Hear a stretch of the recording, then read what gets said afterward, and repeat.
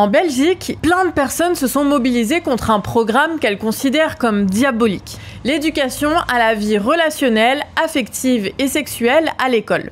Le décret Evras. Au slogan de « Touche pas à nos enfants », ces personnes, elles se sont rassemblées en protestation des quelques heures d'apprentissage qui allaient être mises en place dans les programmes scolaires. Il y a carrément des écoles qui ont été incendiées, c'est vous dire. En ce moment, on a aussi des protestations à propos de groupes de lecture animés par des drag queens. Et ces drag queens-là se sentaient casseroles.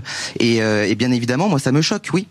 Vous dites dans votre intervention qu'on a vu, cet extrait, vous dites en fait c'est du wokisme. Attendez, mais c'est qui que je vois là ? C'est bien Jean-Marc Morandini que je vois s'offusquer là ? Le même Jean-Marc Morandini qui envoyait ce genre de SMS à des ados ? Et il y en a des centaines des messages comme ça. Donc bon, la protection des enfants avec un présumé délinquant sexuel, ça va 5 minutes. Il y a aussi un groupe de parents d'élèves qui s'appelle Parents Vigilants et qui se montent avec des proches de Zemmour pour éviter qu'on parle de vie affective à l'école et notamment éviter le grand endoctrinement. C'est vraiment dommage pour Éric Zemmour de pas avoir appris à l'école ce que c'était le consentement. Ça lui aurait peut-être évité que 8 femmes l'accusent de violence sexuelle.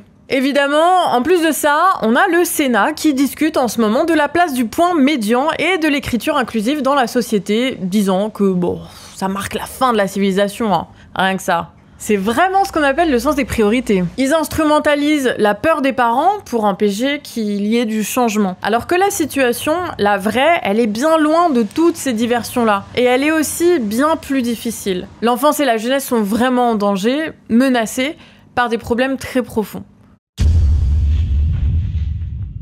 Cette vidéo, on l'a fait suite à un mail, parce qu'on en reçoit énormément, on les lit, et parfois on en tire quelque chose parce que c'est important. Et là, c'est important. Ce mail, il vient du mag Rebellissime, un magazine en ligne, qui nous disait en gros avoir d'énormes difficultés à faire connaître le mouvement Balance ton Jaf. Et du coup, avant d'en parler, on va mettre en place le contexte. La violence sur les enfants, c'est un sujet qui est très peu abordé dans le monde médiatique. C'est un tabou. Bon, après, ce qui est médiatisé, ça va être les faits divers, ceux où des enfants disparaissent ou sont tués par des tueurs en série, par exemple. Pourtant, la violence que subissent les enfants, elle est banale, dans le sens qu'elle est très commune. Un enfant meurt tous les 5 jours sous les coups de ses parents en France. Souvent, le décès, il a lieu après des mois, voire des années de violences physiques, verbales, psychologiques et parfois aussi des violences sexuelles. Et là, on ne parle que des décès. En fait, on est beaucoup de gens à avoir subi ces violences, à en être des survivantes et des survivants. Et parmi nous, on a parfois des gens qui sortent du silence. C'est le cas récemment d'Emmanuelle Béard, une actrice française qui a co-réalisé et partagé son témoignage dans le film Un silence si bruyant sur M6.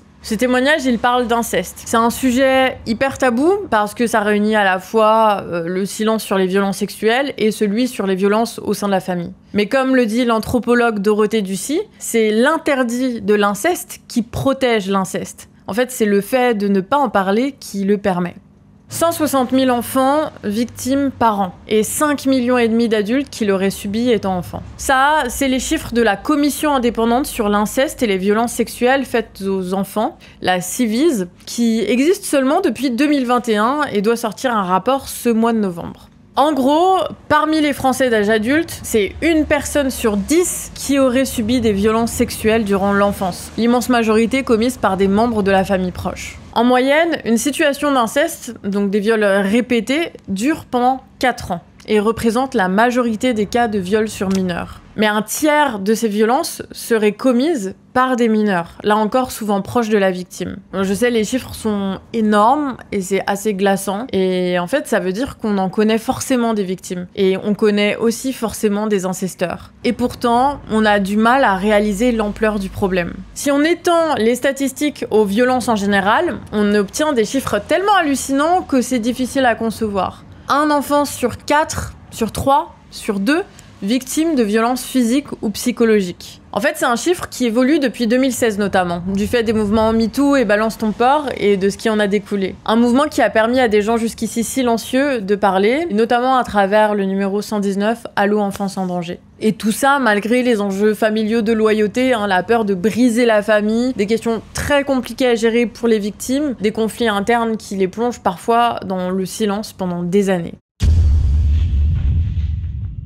Concernant l'école, on entend bien plus parler d'un des problèmes majeurs, le harcèlement scolaire. Dans le harcèlement scolaire, on a aussi des chiffres très alarmants. 1 million d'enfants seraient touchés, ce qui représente environ 2 enfants par classe. Le harcèlement scolaire, c'est avant tout une personne qui va être mise à l'écart du groupe, puis qui va subir des moqueries, puis des insultes, jusqu'à des menaces qui peuvent donner lieu à des violences physiques, en plus des violences mentales. Bon, selon le gouvernement, c'est la faute des smartphones. Alors c'est sûr que les réseaux sociaux et les moyens de communication actuels, ils peuvent accentuer le harcèlement, notamment grâce à l'anonymat, mais le harcèlement existait déjà pour les générations précédentes. La différence, c'est que maintenant, de manière très répétée, on entend parler de ce fléau, parce que le personnel des établissements scolaires fait des campagnes de prévision, certes, mais aussi et surtout parce que des jeunes se suicident sans arrêt et qu'on fait enfin le lien.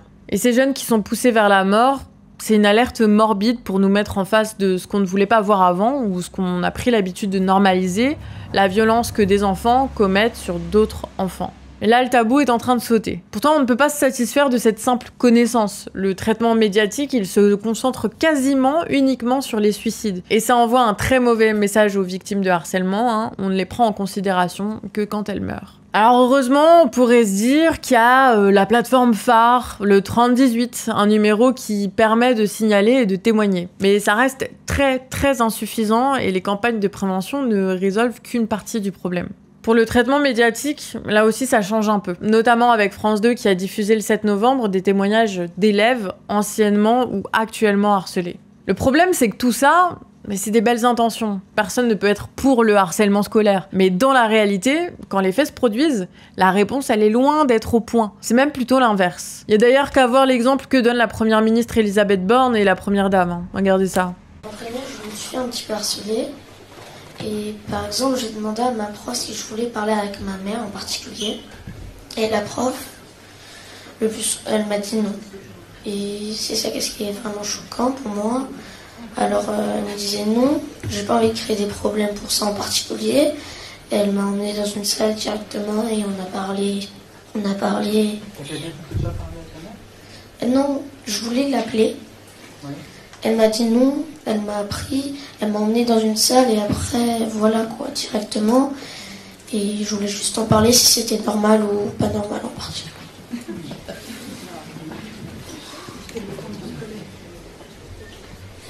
Donc ça montre que c'est important de former tout le monde.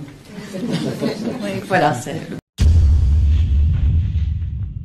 Le cas du suicide de Nicolas, il est très révélateur de ce qu'il se passe quand les directions des établissements scolaires et de l'éducation nationale apprennent qu'il y a du harcèlement. Nicolas, c'est un élève harcelé, ses parents ont porté plainte et le rectorat de l'académie leur a envoyé une lettre assez honteuse, menaçante, pour nier la réalité de ce harcèlement. Vous avez remis en cause les fonctions et menacé de dépôt de plainte le personnel de direction du lycée professionnel. Vous avez reproché à ce dernier sa passivité face à un supposé harcèlement subi par votre enfant. Révélé par BFM TV, le courrier va même plus loin. Il rappelle aux parents que la dénonciation calomnieuse est punie de 5 ans d'emprisonnement et de 45 000 € d'amende et les invite à adopter une attitude constructive et respectueuse. L'adolescent se donnera la mort 4 mois plus tard. Et ça, c'est le traitement classique du harcèlement scolaire dans l'éducation nationale. On fait un peu de prévention et après, on y en bloque au niveau des directions. Fin 2022, la loi visant à combattre le harcèlement scolaire est adoptée pour espérer calmer le phénomène. Elle fait suite à une série de suicides d'élèves, dont celui de Lucas, 13 ans, qui a laissé une lettre disant qu'il subissait un harcèlement homophobe. Et un jugement a été rendu il y a peu, et ça montre bien le problème. La justice a décidé que le harcèlement n'était pas caractérisé et que, de toute façon, il ne pouvait pas être lié à la mauvaise santé mentale de Lucas. Donc voilà comment mettre un nouveau délit, une nouvelle infraction dans la loi peut en fait servir à écraser encore plus les victimes. Et dans le même temps, pour envoyer un message fort, on arrête en classe un élève soupçonné de harcèlement. Parce que ça, c'est visible. Ça, c'est une image impactante qui marque. Sauf que, en aucun cas, ça ne règle le problème. En fait, comme d'habitude, le pouvoir veut montrer qu'il agit, mais il veut pas agir réellement. Il veut montrer qu'il agit. Tu vois la nuance ? Dans les violences familiales, et dans l'inceste notamment, il y a les mêmes mécanismes. Et c'est très bien résumé par Judith Chemla, qui est chanteuse lyrique et qui s'est exprimée sur le sujet des nouvelles campagnes contre l'inceste pour Mediapart. Le gouvernement pousse les enfants à parler avec cette campagne de communication, mais quand il y a des signalements, les médecins sont soupçonnés d'immixtion dans la vie privée. Les parents protecteurs sont quasiment systématiquement accusés d'instrumentaliser leurs enfants. Les experts psychologues ignorent souvent certains faits pourtant attestés. Tout cela au profit d'idéologies anti-victimaires comme l'aliénation parentale. Elle parle notamment des mères qui sont accusées de négligence si elles n'informent pas les autorités de l'inceste dont leur enfant témoigne. Sauf que si elles informent, les autorités les accusent de vouloir à tout prix obtenir la garde et les enfants sont tout de suite considérés comme étant manipulés. La justice utilise certains principes comme le maintien du lien ou l'autorité parentale ou la présomption d'innocence pour des parents violents. Et c'est complètement hors de propos. Dans ce cas-là, c'est le principe de précaution qui devrait valoir pour la protection de l'enfant. Et ça, c'est la base de la série d'articles de Rebellissime sur Balance ton JAF. Le JAF, c'est le juge aux affaires familiales, celui qui distribue la garde des enfants aux parents. Dans cet article, Anne, qui est maman d'une petite fille, Marie, raconte comment toute la chaîne de professionnels judiciaires a foiré son boulot. Tous les acteurs ont complètement minimisé et ignoré ce que subissait Marie de la part de son géniteur, c'est-à-dire des violences physiques et sexuelles. Et malgré des avis de pédopsychiatres, d'avocats, de médecins, des rendez-vous aux urgences et au commissariat et au tribunal, eh bien, pendant 10 jugements devant les juges des enfants et les juges aux affaires familiales, Marie sera confiée à son père et victime à nouveau de sa violence. Au moment où on publie cette vidéo, Marie est toujours confiée à son géniteur et agresseur. En même temps, quand les 2/3 des victimes sont des femmes, 96% des incesteurs, eux, sont des hommes. Et ce sont aussi des hommes qui composent et décident encore majoritairement dans les hautes institutions, dont la justice. Ça pourrait expliquer pourquoi c'est la conception masculiniste de la sexualité, celle qui laisse penser les hommes qu'ils dominent et peuvent s'approprier le corps des femmes et des enfants, qui perdure. En France, il y a moins de 2% des plaintes pour viol qui aboutissent à une condamnation. En fait, aujourd'hui, le droit, il est basé sur la présomption de consentement. En fait, on considère que les victimes, au-delà du seuil de 15 ans depuis une loi de 2021, sont d'office consentantes, puisque, en fait, c'est à elles de prouver qu'elles ne l'étaient pas par des preuves de violence, de menaces, de contraintes ou de surprise. Ce qui revient à dire que le corps des femmes et des enfants est a priori disponible. Et ce qui explique pourquoi aussi ça constitue la défense principale des agresseurs, qui disent ah oui mais moi je pensais qu'elle voulait bien en fait, c'était pas clair. Et ce qui se passe pour Marie, c'est loin d'être le seul cas. Cet extrait, c'est un article de Mediapart qui explique que la justice a placé un enfant de 2 ans avec un père violent. Autre extrait, même rengaine, un enfant meurt sous les coups de son père qui a eu la garde alors qu'il était connu de la justice. Dans le mail qu'on a reçu, le magazine Rebellissime parle d'une 15aine d'articles et ça continue encore et encore. Normalement, s'il y a maltraitance, la justice, elle peut placer les enfants. Mais là aussi, il y a des énormes soucis, notamment de moyens et de contrôle. Lies Loufoque, qui est militant des droits de l'enfant, il alerte depuis des années sur ces sujets où là encore, le régime prétend agir, mais il ne fait que de se montrer en fait. Dans la réalité, les victimes ne voient pas l'État comme un allié, mais comme un complice des violences qu'elles subissent. Parce que déjà, ils jouent l'autruche en ignorant les faits, puis les alertes sont mises sous le silence, les procédures sont hyper douloureuses et aboutissent rarement. Et dans les rares cas où ça aboutit, les solutions apportées sont sous-dimensionnées, sous-financées et s'arrêtent souvent à l'aspect punitif sans travailler à résoudre ceux qui causent ces maux-là, ou même à soigner les gens qui en sont victimes. Des mots dont une des solutions est la parole et le partage de connaissances, enfin l'éducation en soi. Vous vous rappelez de ce que dit Dorothée Ducy, c'est l'interdit de l'inceste qui protège l'inceste. Et c'est vrai pour toutes les violences. Ne pas en parler, ne pas les mettre sous la lumière, que ça soit par conviction religieuse ou idéologie libérale de libération sexuelle, leur permet de perdurer. Et on a besoin d'en parler avec celles et ceux qui en sont les plus vulnérables et les premières victimes, les jeunes et les enfants. En fait, ouais, on a besoin de cours d'éducation sexuelle. Oui.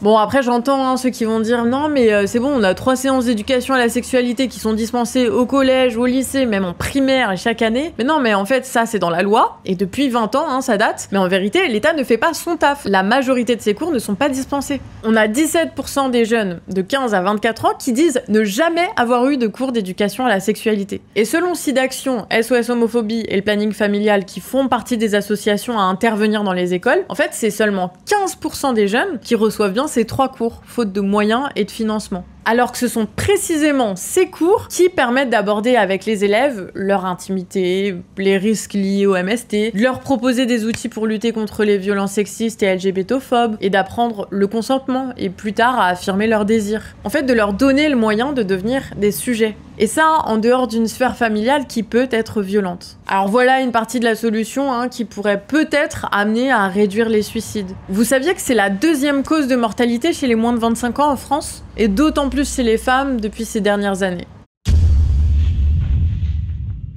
Ces violences qui causent de la dépression, des troubles physiques et mentaux qui amènent à des comportements à risque. Et à ces violences évidentes, il faut ajouter tout le reste. L'école qui rend un enfant sur 4 anxieux, les étudiants qui doivent aller à l'aide alimentaire ou qui perdent leur logement parce qu'on préfère loger des athlètes pour les JO, etc.